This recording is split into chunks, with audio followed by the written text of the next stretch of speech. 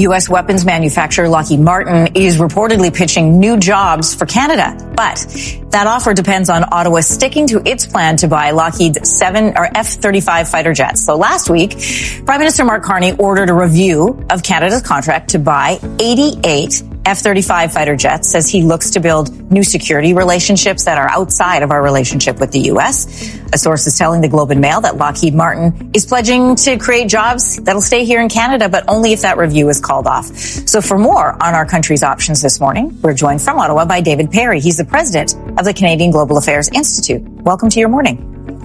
Thanks for having me on. All right, let's set this up for everybody. Canada has the option to look for alternative suppliers after the first 16 of the 88 ordered F-35 jets are delivered. So on Monday, Prime Minister Mark Carney said that it is prudent and in the best interest of Canada to take a second look at this contract. Canada's defense strategy has suddenly hit a major obstacle. Carney is pushing hard for a political win by suggesting Canada ditch the USF program and consider European alternatives like the Eurofighter and Saab Gripen. Headlines framed this as a direct confrontation with Donald Trump, portraying a US president shutting down Canada's ambitions. But behind the scenes, the reality is far more complex. The Pentagon in Washington still controls the systems and technologies that Canada's military depends on. What looked like independence now appears exposed, with delays, rising costs, and a vulnerable defense posture. That's a terrible place for any nation to be. Welcome back to the channel. Before we dive deeper, don't forget to like this video, drop a comment with your thoughts, and subscribe to stay updated. It really helps us out and keeps you in the loop. Carney presented his move as a stand for Canadian independence by looking at European jets. He argued that Canada should not be locked into US programs or political pressure. The idea sounded powerful, projecting him as a leader willing to challenge a stronger nation in the name of sovereignty. Domestic audiences responded, and media outlets highlighted the confrontation angle, casting Trump as furious. Yet, the truth behind it all was more calculated. Each side was quietly analyzing leverage costs and political risks before making any real moves. I'm announcing today that Canada will achieve NATO's 2% of GDP target this year, half a decade ahead of schedule. And we will further accelerate our investments in years to come, consistent with meeting these new security imperatives. Our plan will help ensure that Canada is strong at home and reliable abroad.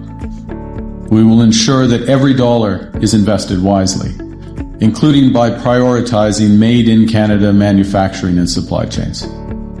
We should no longer send 3/4 of our defense capital spending to America. We will invest in new submarines, aircraft, ships, armed vehicles, and artillery, as well as new radar, drones, and sensors to monitor the seafloor and the Arctic.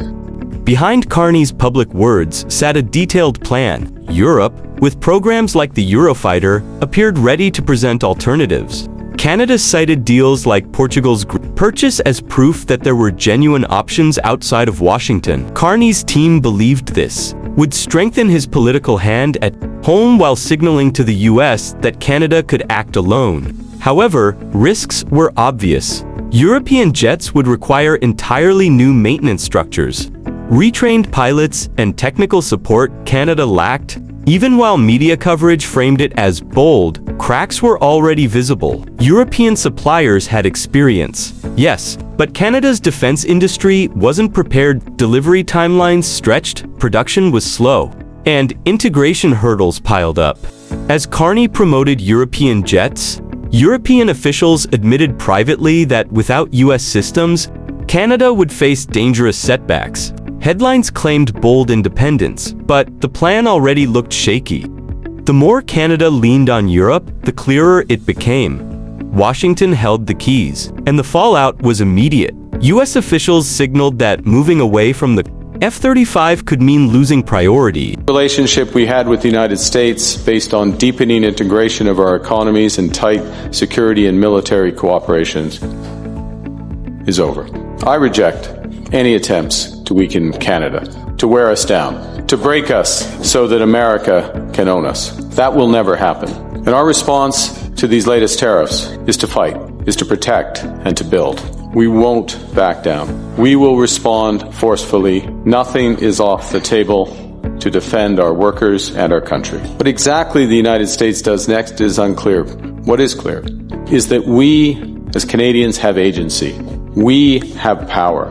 We are masters in our own home. We can control our destiny. We can give ourselves much more than any foreign government, including the United States, can ever take away.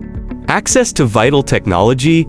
European suppliers warned of inevitable limitations. Costs skyrocketed as Canada scrambled to adjust contracts and prepare for entirely new systems. Instead of modernizing, Canada found itself stuck with aging jets and a military stretched thin. Domestic industries reliant on U.S. supply chains faced uncertainty, jobs were at risk, unions raised alarms, and whole communities dependent on aerospace contracts felt the strain. What was pitched as a $20 billion step forward started looking like a financial trap. Delivery deadlines slipped, modernization stalled, and Canada's military readiness fell behind. Public reaction split. Some applauded the independence play, others feared the vulnerability it created. Allies abroad began doubting Canada's reliability within NATO. At home, maintenance crews struggled to keep outdated jets flying. The promise of independence had turned into weakness. Trump, meanwhile, didn't need public theatrics. Quiet us leverage was enough. Washington reminded Ottawa that without American systems, Canada's Air Force would falter. Trump controlled the narrative while headlines showed him slamming the door. The truth was, America didn't need Canadian orders. They could sell globally regardless. Carney's move, once seen as bold, now appeared reckless, leaving Canada isolated, and militarily vulnerable. So instead of gaining leverage, Canada lost ground. Europe couldn't deliver quickly. The US withdrew support, and the military was left weaker than before. Carney's gamble for a political win now looks like a terrible miscalculation. Independence turned illusion. Canada is stuck between broken promises and lost partnerships. Thanks for watching. If you found this breakdown insightful, make sure to hit that like button, share your thoughts in the comments, and subscribe for more deep dives. Your support means everything. Let's keep this conversation going.